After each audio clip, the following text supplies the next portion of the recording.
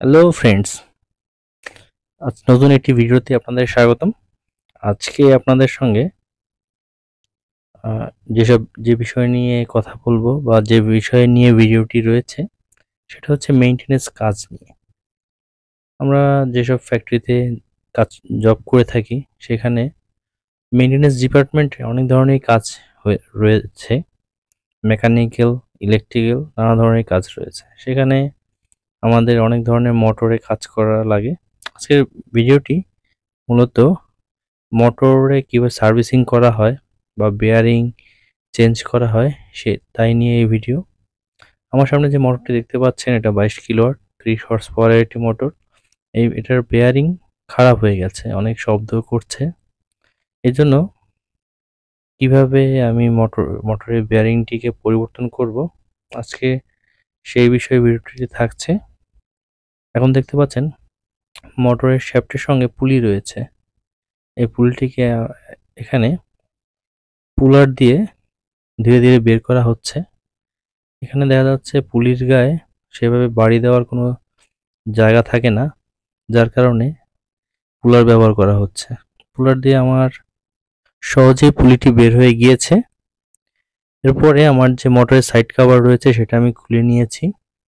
এখন দেখতে পাচ্ছেন এই আমার রোটর, এবং নিচে যে মোটরের এক সাইডের কভার রয়েছে সেটা খুব সাবধানতার সহিত বের করে নিতে হবে, যাতে মোটর যে এন্ড প্লেট রয়েছে সাইড কভার সেটা ক্ষতিগ্রস্ত না হয়। এখন আমি বের করে নিচ্ছি। আমার মোটরটি এর আগে দেখেছিলাম যে খুবই ময়লা ঢুকেছিল, সেটাকে খুব ভালো করে পরিষ্কার করে নেওয়া হয়েছে।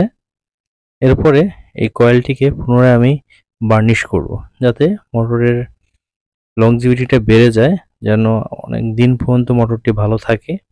সেই কারণে পরিষ্কারের পরে আমি বার্নিশ করে দিচ্ছি।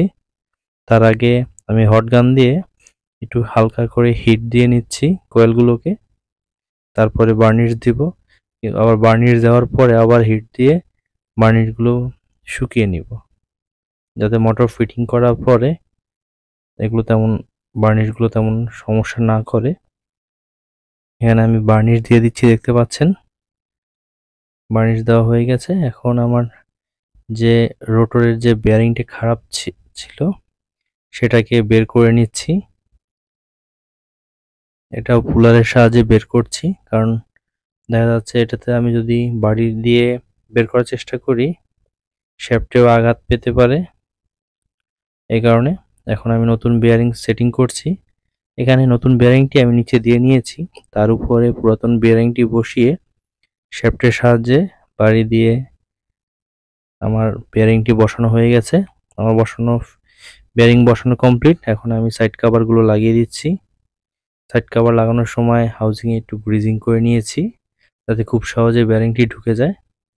এরপরে আমার কানেকশন করা হয়ে গেছে। এখন আমি মোটরটি চালাচ্ছি। আর মোটরটি খুব স্মুথলি চলছে, কোনো শব্দ ছাড়া। আজকের যে ভিডিও ছিল এটাই ছিল ভিডিও। সম্পূর্ণ ভিডিওতে সাথে থাকার জন্য আপনাদেরকে অনেক ধন্যবাদ।